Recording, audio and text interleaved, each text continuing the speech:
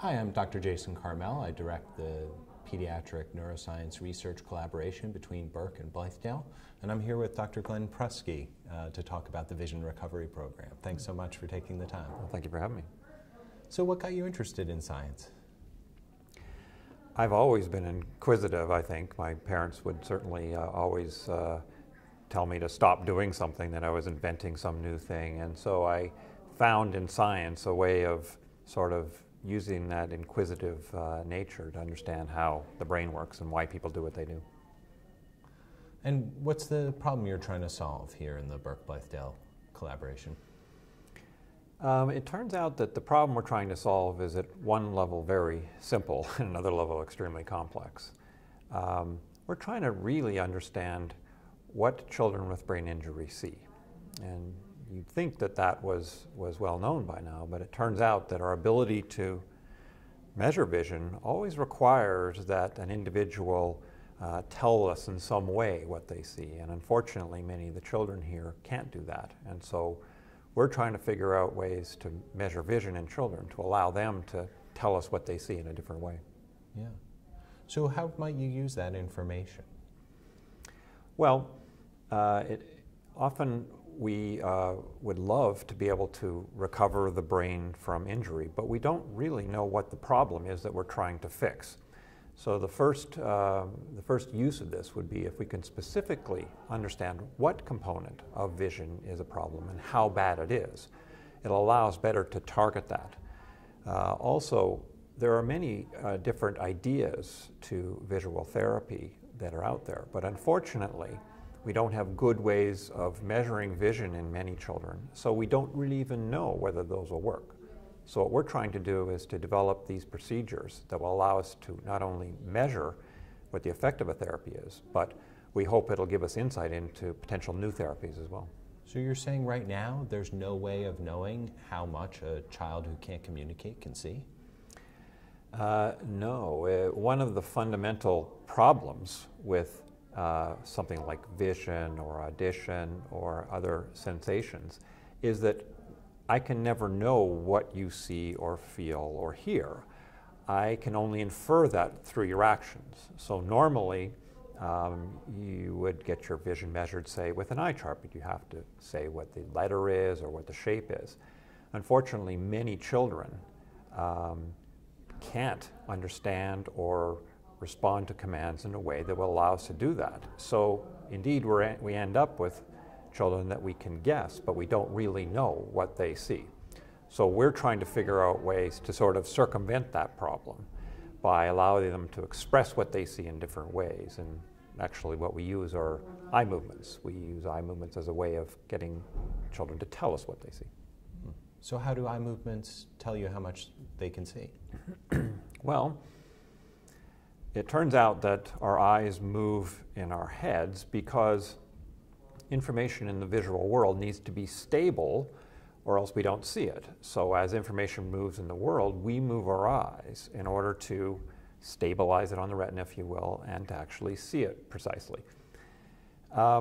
So you can use that as a way of getting the child to tell us what they see, because eye movements are very, very evolutionarily old, and they're very, very well, the machinery that controls how they work is extremely solid and extremely robust.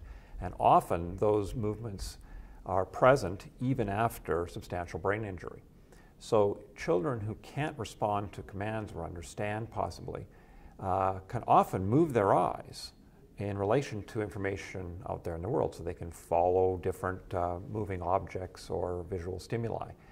What we do is simply get children to look at a computer screen, put information that's interesting to them on the screen, move it, and if they move with that information, that says they can see. Then what we do is we change the size and shape and orientation and other features of that stimulus until we find the point where they don't move. And that can tell us what they see and what the limits of their ability to see are without them ever having to respond. Wow. So I understand that this came from an idea that you had in your laboratory that you study mice and rats. Yeah, it did. Most times in neuroscience, we do it the other way. Information that procedures that we use to measure or get information from humans, we try to get that applied into model systems like rodents for basic research. This happens to be one that came the other direction.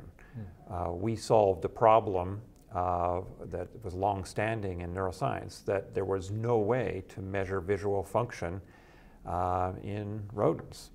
And so we developed ways that involve sort of gaming technology. We immerse animals in a imaginary three-dimensional world, and then we do exactly what I said before. We elicit these following responses that enable the animal to tell us what they see. So indeed, the basic principles of what we're doing in humans came from the application in rodents, and it's very exciting. And so does this work? Do you actually have kids who can't tell you whether they can, see an eye chart? Can they actually be measured in this technique? Absolutely. It's not a panacea. There are limitations, of course. Children who have not good enough eye movements or can't pay attention, there are some lower limits. But we've been able here at Blythedale to measure children that were unmeasurable using other techniques. And that's very exciting because it's the first time that we've been able to actually assess the visual function of these type of children. And it's I think, a real feather in our cap for this program that we've been able to do that. Wow.